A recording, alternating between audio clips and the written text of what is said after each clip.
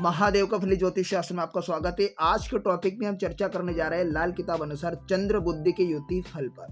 तो इसी टॉपिक पर आज हम चर्चा करेंगे। टॉपिक पर चर्चा करने से पहले मैं आपको बता देना चाहता हूं, यदि आप मेरे चैनल पर नए दर्शक हो तो कृपया चैनल को सब्सक्राइब कर लिया, साथ में घंटी के बटन को दबा दीजिए ताकि मैं जो भी नया वीडियो अपलोड करूँ उसका नोटिफिकेशन आपके पास पहुंच जाए।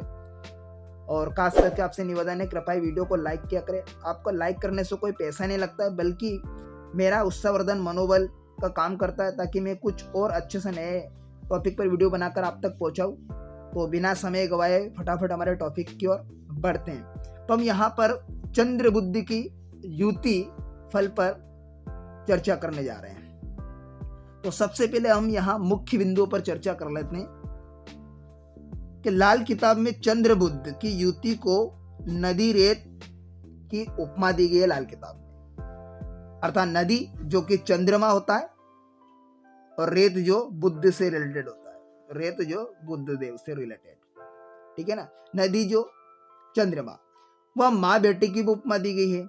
माँ होती है चंद्रमा से रिलेटेड और बुध होती बेटी, जो कि ये हमें चंद्रमा से मिलती है, ठीक है ना। नेक्स्ट अब हम यहाँ पर देखेंगे कि अपने अपने खानों में आशु फलदायक होते हैं। दोनों स्त्री ग्रह होते हैं, बुध और चंद्रमा, बुध और चंद्रमा दोनों स्त्री ग्रह होते हैं और दोनों स्त्री ग्रह अपने अपने भावों में अर्थात अपने अपने खानों में आशु फल जातक को प्रदान करते हैं, ठीक है। नेक्स्ट अब यहां पर देखेंगे कि जन्म कुंडली में शनि देव अगर निर्बल अवस्था में हो, अगर जातक की जन्म कुंडली में शनि देव निर्बल अवस्था में बैठे हैं, निर्बल होकर जन्म कुंडली में विराजमान है, तो केतु का फल कैसा होगा? नीच का होगा। तो केतु देव का फल कैसा हो जाएगा? नीच का होगा केतु देव का फल, ठीक है।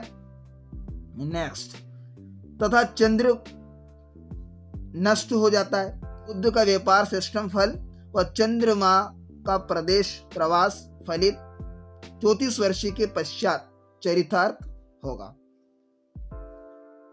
ठीक है। नेक्स्ट,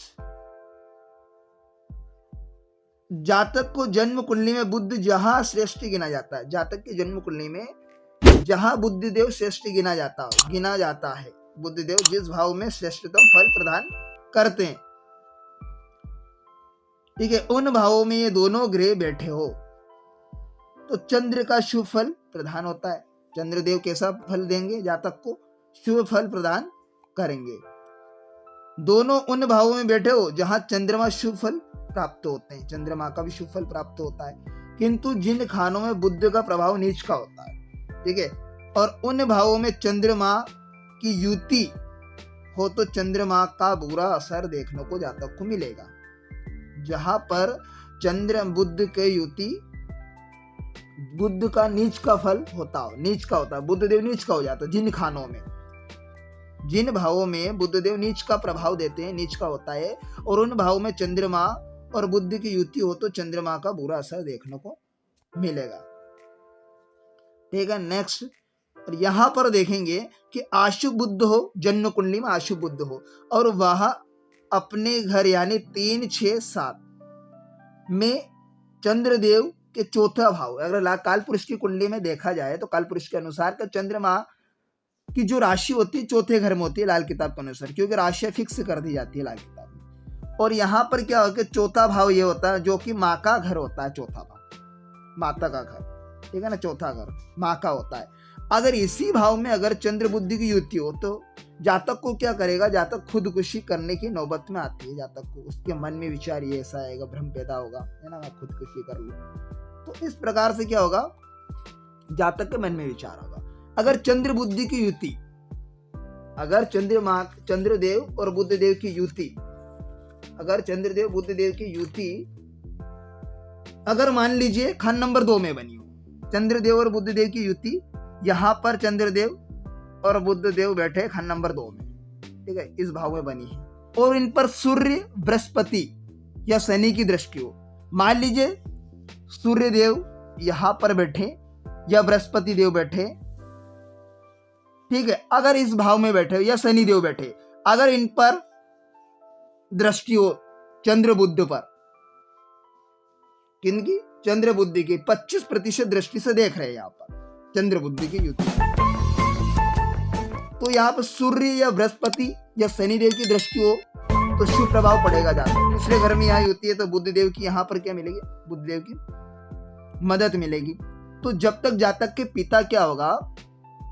जीवित रहेगा जातक का पिता जीवित रहेगा, जब तक उसकी जीवन शैली ठीक ठाक, सब कुछ ठीक ठाक चलता रहेगा। चंद्र बुध अगर तीसरे घर में हो, मान लीजिए चंद्र बुध तीसरे घर में हो, चंद्र बुद्धि की युति, मान लीजिए चंद्र बुद्धि की युति तीसरे घर में, चंद्र बुद्धि की युति, चंद्र और बुध देव की युति तीसरे भाव में, जन्म कुंडली के तीसरे घर में बनती है। और छठे घर में बुध के मित्र सूर्य शुक्र राहु ना हो तो शनि पर राहु नष्ट हो जाते। कौन कौन से? शनि देव और राहु देव दोनों नष्ट हो जाते हैं। हम यहाँ पर जन्म कुंडली के अनुसार समझ लेते हैं।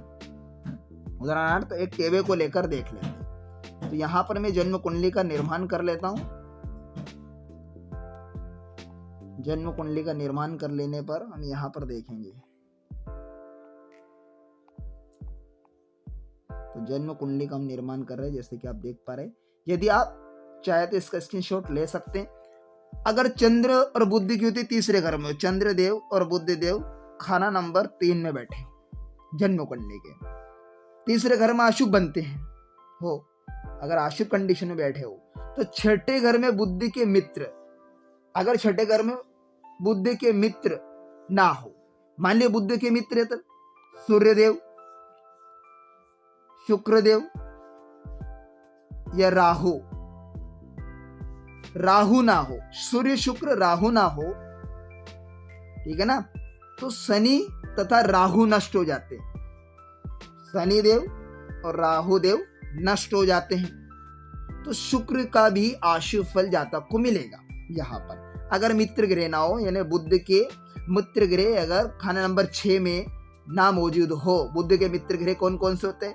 यानी सूर्य देव, राहु देव, ठीक है ना, शुक्र देव।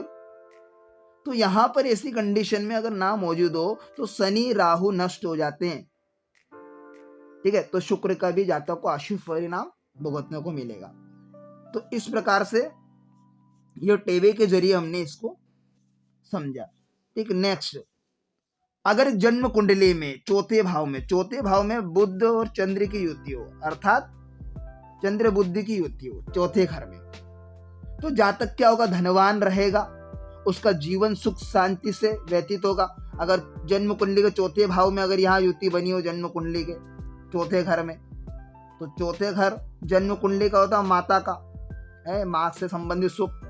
तो चौथे घर में अगर चंद्र बुद्धि की युति बनेगी तो यही कंडीशन रहेगी, धनवान रहेगा जातक, उसका जीवन सुख शांति से व्यतीत करेगा। परंतु अशुभ युति बनी हो इस घर में तो चंद्र बुध शनि का प्रभाव जातक को प्राप्त होगा अगर अशुभ कंडीशन में बैठे हो। यानी जातक पराई आग में जलकर खुद को खत्म हो जाता जातक, है ना, व्यर्थ का वहम पालता दिमाग के अंदर, जातक परेशान रहेगा, दुर्बलता जातक को मौत के घर में पहुंचाती है। मौत का घर अष्टम भाव, ठीक है ना। नेक्स्ट यहां पर हम देखेंगे कि युति अगर जन्म कुंडली में अगर चंद्र और बुध की युति अगर जन्म कुंडली के छठे घर में हो तो जातक नजर कमजोर हो जाती है। जातक की क्या हो जाती है? जातक की नजर कमजोर हो जाती है।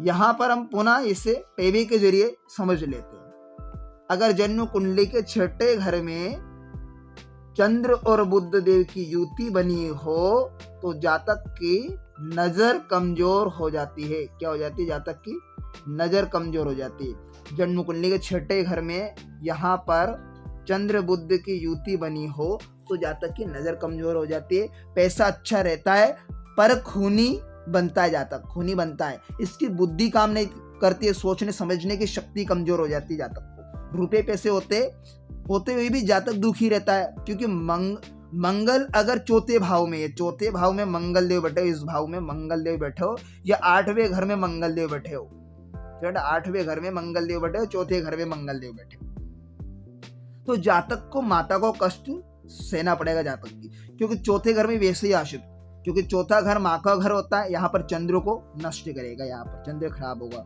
क्योंकि 6-8-12 में वैसे भी 6ठा षष्टम भाव और अष्टम 12वां द्वादश भाव ये वैसे ही खराब भाव है। इसके अंतर्गत अगर चंद्रमा इन भाव में अशुभ नीच का फल देता है, चंद्रमा खराब होगा, ठीक है ना।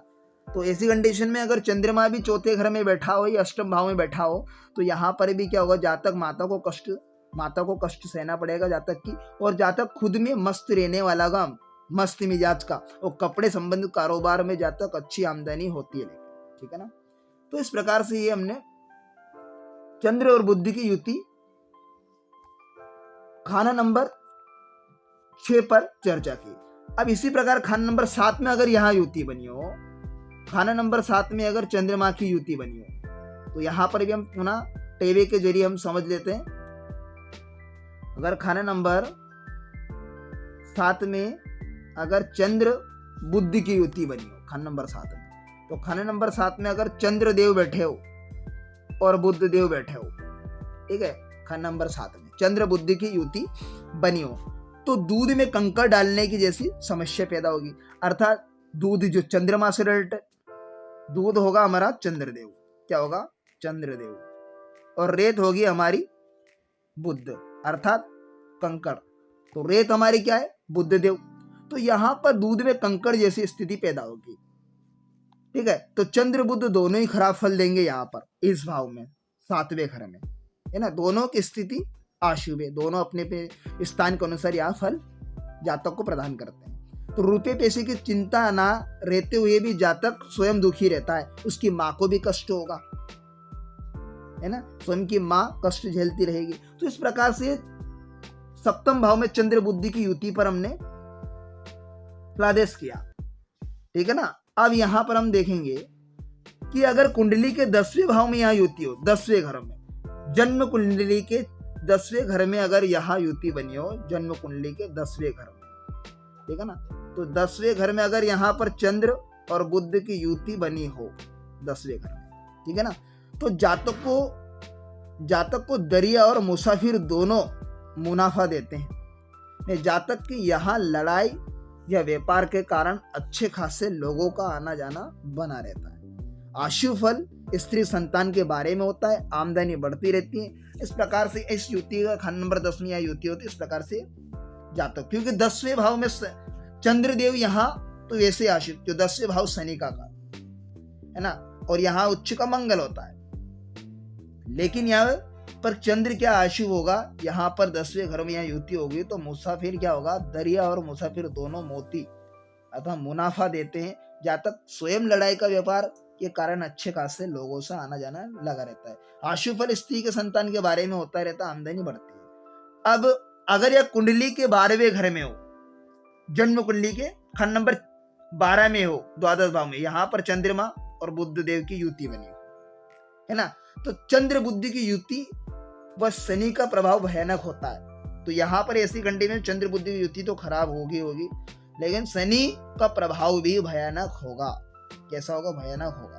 तो इस कंडीशन में चंद्र बुद्धि की युति पर हमने चर्चा की। तो इसमें क्या है, रेमेडी अगर करना है तो इसको उपाय करना हो तो क्या करना है कि बुद्ध के नीच के प्रभाव से दरमियान, अब जब बुद्ध नीच का प्रभाव दे रहा है उस दरमियान, उस समय क्या करना है, अशुभ मंगल अर्थात अशुभ मंगल देव, जन्म कुंडली में अशुभ मंगल देव, ठीक है ना, मंगल या राहु देव की चीजों से रिलेटेड, राहु देव से संबंधित चीजों से मदद लेनी चाहिए, क्योंकि खान नंबर 12 में क्या होता है, खान नंबर 12 में राहु देव संबंधित है। तो यहाँ पर जो पक्का घर होता है राहु, बृहस्पति राहु, तो खान नंबर 12 में राहु या मंगल दोनों ग्रहों में से इनसे मदद लेनी चाहिए ताकि आजाद हम कर सके। क्योंकि बुद्ध के नीच के प्रभाव के दरमियान जब बुद्ध हमें नेगेटिव रिजल्ट दे रहा, अशुभ परिणाम दे रहा, उस समय मंगल या राहु से संबंधित चीजों की हमें सहायता लेनी चाहिए। अब मंगल से रिलेटेड गुड़ ले लीजिए, है ना, और मसूर की दाल है, लाल से संबंधित चीजें, या फिर राहु से बादाम नारियल चीज, ठीक है ना। इस प्रकार से इनकी चीजों से हमें सहारा लेना चाहिए। तो इस प्रकार से हमने जन्म कुंडली, लाल किताब जन्म कुंडली के अनुसार, लाल किताब के अनुसार चंद्र बुद्धि के युति फल पर फलादेश किया और चंद्र बुद्धि के युति फल पर चर्चा की। तो आशा करता हूँ आज का टॉपिक आपको बेहद ही इंटरेस्टिंग समझ में आया होगा। तो मिलते हैं किसी नेक्स्ट वीडियो में, तब तक के लिए आप मुझे दीजिए इजाजत। ओम नमः शिवाय।